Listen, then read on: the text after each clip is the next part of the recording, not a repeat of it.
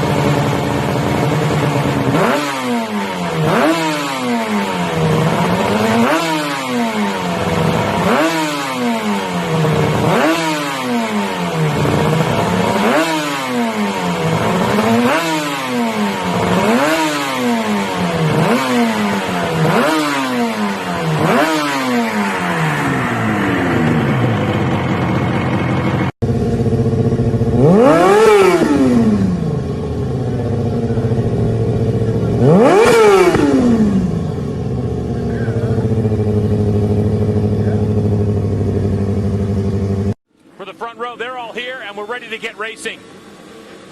Race number 2, Hono's Superbike. Cameron Bobier, the number 1 plate, waiting for those lights to go off. He's been getting great starts. Matthew Schultz gets a good launch as well. Boy, they made some improvements for the Westby rider. Well, they peel it into turn number 1, but Bobier leads. Perfect start for Matthew Schultz, right where he needs to be. Bobier there, Gagne there. The guy who got the horrendous start was Kyle Wyman. This is the battle for 4th. Tony Elias, 24, leads the way from Josh Herron and Kyle Wyman. So you have a Suzuki, and look at Josh Herron, aggressive into the chicane, but he bounces, he's off into the grass. Can Josh Herron hold on to it? He does, he saves it, but he forced Tony Elias wide. He did, but Tony looked like he had slowed down. Didn't look like he gained any real track position. Kyle Wyman was the benefactor there of that move by Herron as they went down into the chicane. And you can see Bobby Fong. Looks like maybe the pain might just be a little bit too much for him, Greg, as he's slowed that that M4 X-Star Suzuki.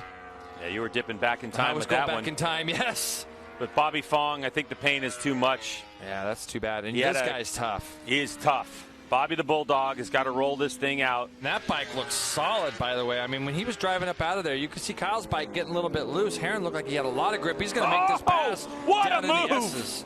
So Josh Herron, can you hold it tight? Kyle Wyman's going to fight right back. He does, and so we'll hold on to that position. What a dive bomb. It's a great move. I mean, this is the thing that you said earlier that we love about Herron. He's not going to wait around. He's going to try to make passes as quickly as he can. And, it's disruptive, but it's controlled. I mean, the guy's got so much bike control, does Josh Herron, and his bike looks the best I've seen it look all year.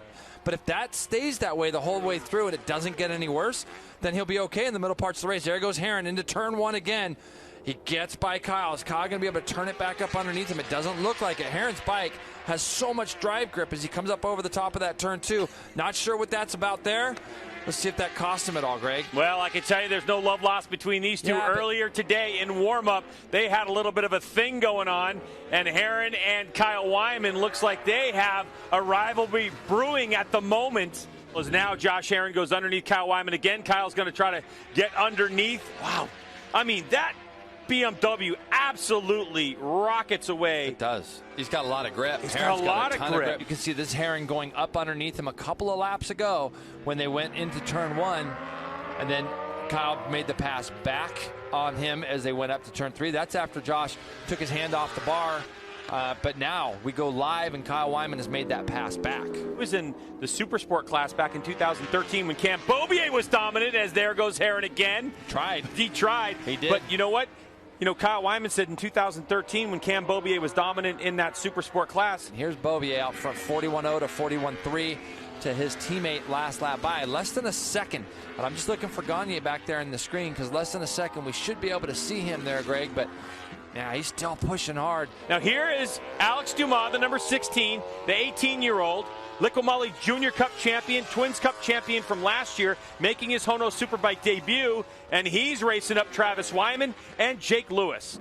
Here's the pass, left part of your screen. Yeah, this is going to be coming down the front straightaway, and he's going to just get himself up the inside. But when we were looking earlier at him adjusting that lever, remember he'd lost 7/10. I had mentioned that he had lost 7/10 in that second split. That's probably because he's trying to make that adjuster get that brake lever out further, because he's just getting so much brake fade. But look at Herring. Herring's still got some drivability left as he comes out. He's moving around a little bit, but not, and he looks like he's going to line him up for turn 7. These guys are having a really good run. Kyle looks over and sees the number 2. So Herring takes the spot. Just to give you a frame of reference, Jake Gagne is 14 seconds up the road from this battle. So with about 3.5 laps remaining, as Tony Elias now. He wants to join it. Yeah, he strikes on Kyle Wyman. So Tony Elias is like, wait a second, hold on, Josh Herring. And these two riders have a bit of a history over the years as well. Now this is great, and that's what you have to do. You know, it's when Josh Herring goes up underneath Kyle Wyman. If you're Tony Elias, who's trying to make a move right now. Wow, that was unexpected. I haven't seen moves there very often, but Tony Elias gets it done, and he cleans the chicane, and out he goes. So now Tony Elias goes to 4th on his M4X Star Suzuki. And one thing Tony Elias has got in his tool bag is racecraft. I mean, he is one of the best at it in the business, the 2017 national champ. Don't see that very often from Tony Elias, having a look over his shoulder. He might be thinking, where is Herring going to attack? And Josh says, I'm going right into the chicane again. Such a great pass as he gets into there, and you have to commit so early. And Cameron Beaubier, as you can see, the lap progression. When the pressure was on, he dipped lap number 2, the fastest lap of the race, and then answered that with a couple of 40s that were just a 10th or 2 away from that lap record. And once he started to get comfortable, he just set the pace and was able to control it. He's going to get another victory, his 7th of the year, and he'll do it with another track record. The Californian onto the front straightaway, full gas, checkered flag flies, and Cameron Beaubier takes victory. Matthew Schultz coming across the line for 2nd place, and that's going to be a good result for him. Jake Gagne has fallen way back, almost into the clutches of Josh Herring. You can see him looking back. He had some pretty big issues the last couple of laps, Greg. He's going to get that bike across, and not too far behind. You're going to see Josh Herring right there, Greg. That's how close it was from Herring getting on that podium. 37.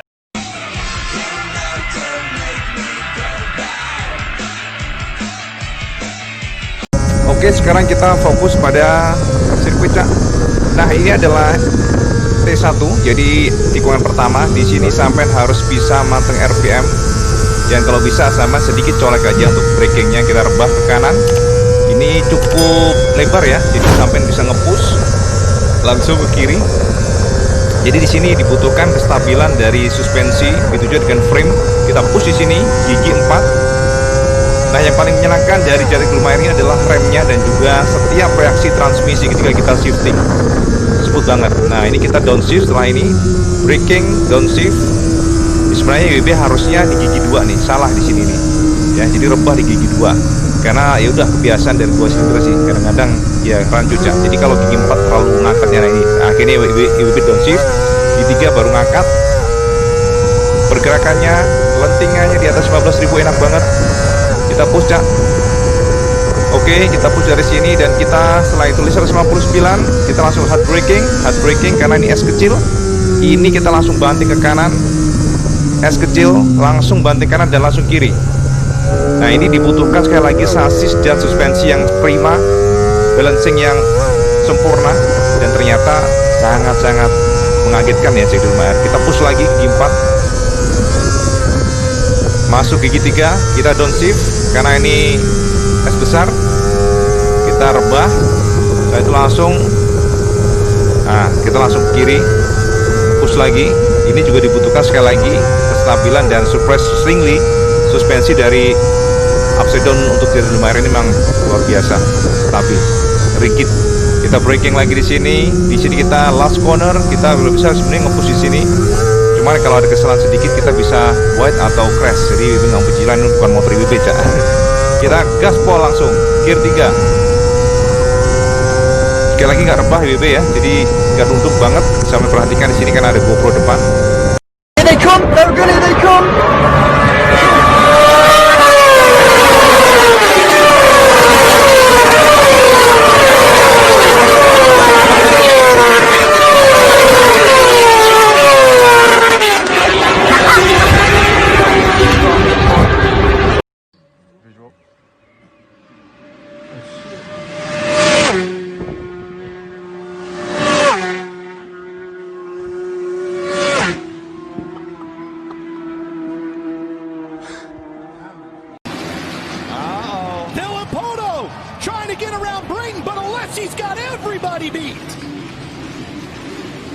Another whole shot credited to Alessi. Villapoto to the inside. Stewart trying to go with him.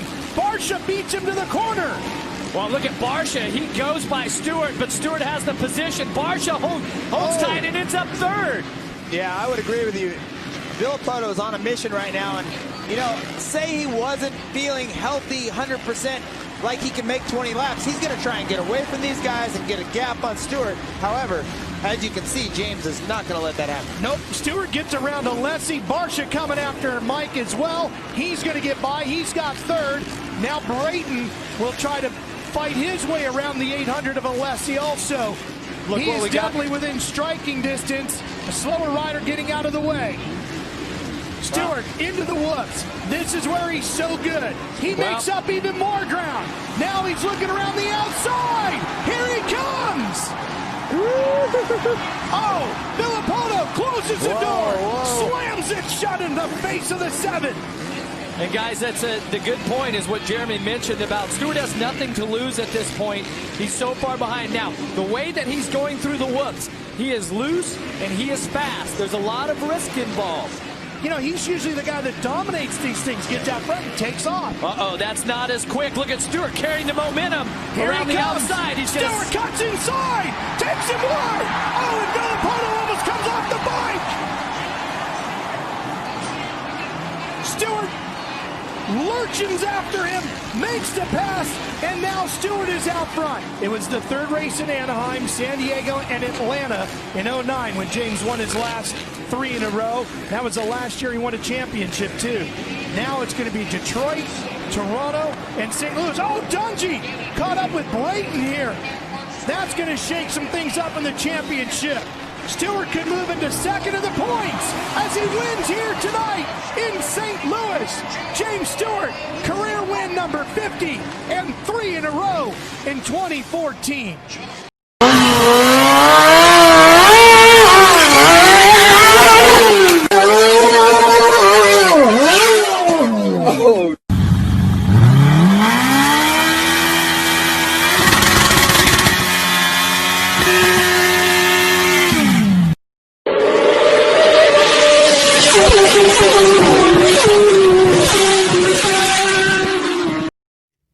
Quiero mandarles un saludo muy grande a ustedes, a todo el público que nos acompaña y a mi familia como siempre.